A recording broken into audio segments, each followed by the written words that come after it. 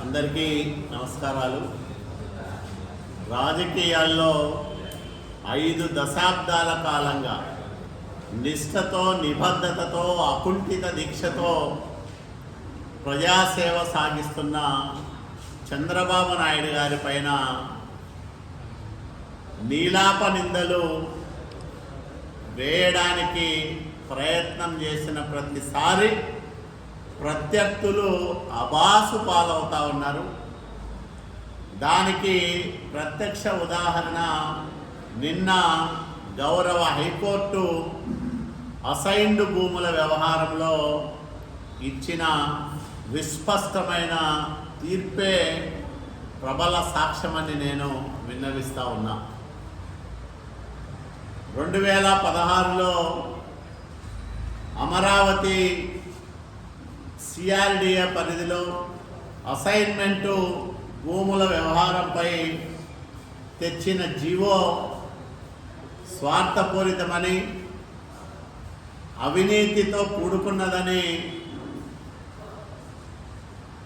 మాజీ ఎమ్మెల్యే ఆళ్ల రామకృష్ణారెడ్డి సిఐడికి ఫిర్యాదు చేయడం, సిఐడి వెనక ముందు ఆలోచన చేసుకోకుండా నాటి ముఖ్యమంత్రిగా ఉన్న జగన్మోహన్ రెడ్డి ఆదేశాలతో చంద్రబాబు నాయుడు గారిపైన, మంత్రి నారాయణ గారిపైన కేసు నమోదు చేయడం జరిగింది.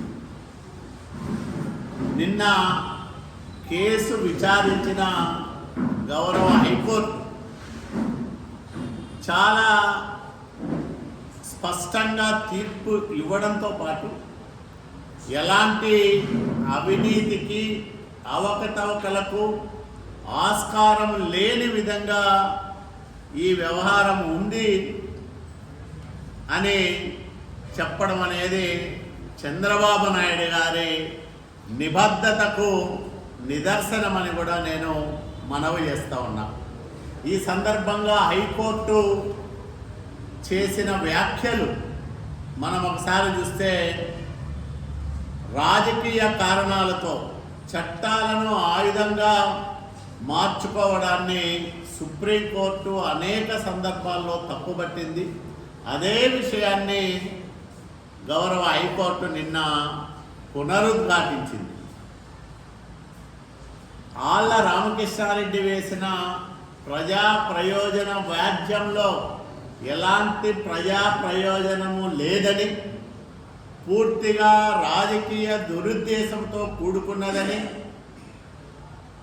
రాజకీయ వైరంతో వేసింది తప్ప ఈ వ్యాజ్యానికి ఎలాంటి అర్హత లేదనే విషయాన్ని చాలా స్పష్టంగా చెప్పిన సందర్భం మనం గుర్తు చేసుకోవాలి. ప్రభుత్వాలు మారినప్పుడల్లా పాత ప్రభుత్వాల విధానాలపైన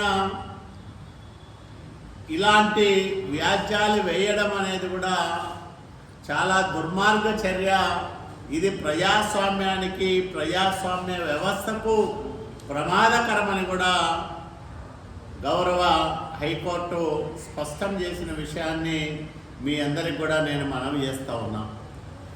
ఇదొక్కటే కాదు, అనేక కేసుల్ని జగన్మోహన్ రెడ్డి 19-24 మధ్యకాలంలో చంద్రబాబు నాయుడు గారి పైన నమోదు చేయించారు.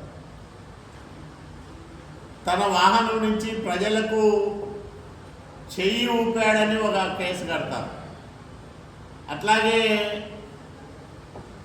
పోలీసుల విధులకు ఆటంకం కలిగించాడని ఒక కేసు కడతారు. ఇంకో చోట మైకు వాడినాడని ఒక కేసు కడతారు. ఇట్లా 22 కేసులు 2019-24 మధ్యకాలంలో చంద్రబాబు నాయుడు గారి పైన ఆనాటి జగన్మోహన్ రెడ్డి ప్రభుత్వం నమోదు చేసింది. అక్రమంగా ఈ కేసులన్నీ కూడా ఆయన పైన పెట్టించింది. ఇందులో 8 కేసులు సిఐడి ద్వారా నమోదు చేయించింది. మనం చూసాం, ఇన్నర్ రింగ్ రోడ్డు ప్రతిపాదన దశలో ఉన్న ఇన్నర్ రింగ్ రోడ్డులో అవకతవకలు జరిగాయని కేసు పెడతారు. సిఐడి ద్వారా, అట్లాగే స్కిల్ డెవలప్మెంట్ కేసు, ఇది ఇంకా న్యాయ సమీక్షలో ఉంది. దీంట్లో ఆధారమే లేదు, కనీస ఆధారం లేవు. ఇసుక 14-19 మధ్యకాలంలో ఉచిత ఇసుకను ప్రవేశపెట్టాడు. దీనివల్ల ప్రభుత్వానికి నష్టం కలిగించాడంటే దాన్ని కూడా హైకోర్టు కొట్టివేసిన విషయాన్ని మనం గుర్తుపెట్టుకోవాలి. ఇన్నర్ రింగ్ రోడ్డు, ఇట్లాంటి అనేక కేసులు చంద్రబాబు నాయుడు గారి పైన, లోకేష్ బాబు గారి పైన, మంత్రి నారాయణ గారి పైన నమోదు చేయించిన వైసీపీ నాయకత్వానికి ఈరోజు కోర్టుల్లో వెలువడుతున్న తీర్పులు బలమైన చెంపపెట్టుగా మనం భావించాలి. అంటే అధికారాన్ని అడ్డుపెట్టుకొని మేరు నగధీరుడైన చంద్రబాబు నాయుడు గారికి మరకలంటించే కుట్రలు కుయుక్తులు జగన్మోహన్ రెడ్డి అండుకో చేసిందనే దానికి ఇంతకంటే నిదర్శనాలు ఏం కావాలని నేను అడుగుతా ఉన్నాను. కడిగిన ముత్యల్లా మా నాయకుడు ఒక్కొక్క కేసు నుంచి బయటపడతా ఉంటే ప్రజలందరూ కూడా హర్షాతిరేకాలు వ్యక్తం చేస్తూ ఉన్నారు. తెలుగుదేశం పార్టీ కార్యకర్తలుగా మేమందరం కూడా గర్వపడతా ఉన్నాం. అలాంటి ఒక ఉత్తముడి మార్గదర్శనంలో మేమందరం కూడా పనిచేస్తున్నామని. మా నాయకుడు రాష్ట్ర జాతీయ రాజకీయాల్లో సుదీర్ఘ అనుభవం ఉన్న నాయకుడు. చంద్రబాబు నాయుడు గారంటే జాతీయ రాజకీయాల్లో పరిచయం అక్కర్లేని పేరు. ప్రపంచ దిగ్గజాలు మెచ్చిన పరిపాలన దక్షుడు ఆయన. అలాంటి నాయకుని పైన అనేక అక్రమ కేసులు పెట్టి వేధించింది గతంలో వైసీపీ ప్రభుత్వం. ఈరోజు ఒక్కొక్కటిగా ఆ కేసులన్నీ వీగిపోతూ సచ్చీలుడుగా మా నాయకుడు బయటపడుతున్న విధానం ఆయన నిబద్ధతకు చిత్తశుద్ధికి నిదర్శనమని కూడా నేను మనవి చేస్తూ ఉన్నా. ఈరోజు జగన్మోహన్ రెడ్డిని నేను ఒకటే సూటిగా ప్రశ్నిస్తూ ఉన్నా. మా నాయకుడి పైన పెట్టిన కేసులన్నీ కూడా న్యాయస్థానాల్లో విచారణకు వస్తున్నాయి, వీగిపోతున్నాయి. న్యాయస్థానాలు వాటిని కొట్టివేస్తూ ఉన్నాయి. మరి నీ వ్యవహారం ఏంటి?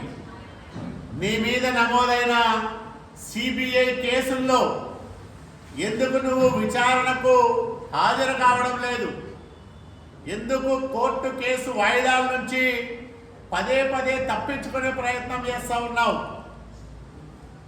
నిజంగా నువ్వు తప్పు చేయకపోతే, ప్రజాధనాన్ని దోచుకోకపోతే, నీ తండ్రి రాజశేఖర రెడ్డి అధికారాన్ని అడ్డుపెట్టుకొని వేల కోట్ల రూపాయల ప్రజాధనాన్ని స్వాహా చేయకపోతే ఎందుకు కోర్టు కేసులు ముందుకు సాగకుండా అడుగడుగున నువ్వు అడ్డుపడతా ఉన్నావు జగన్మోహన్ రెడ్డి? దీనికి ప్రజలకు సమాధానం చెప్పమని నేను జగన్మోహన్ రెడ్డిని డిమాండ్ చేస్తూ ఉన్నాను.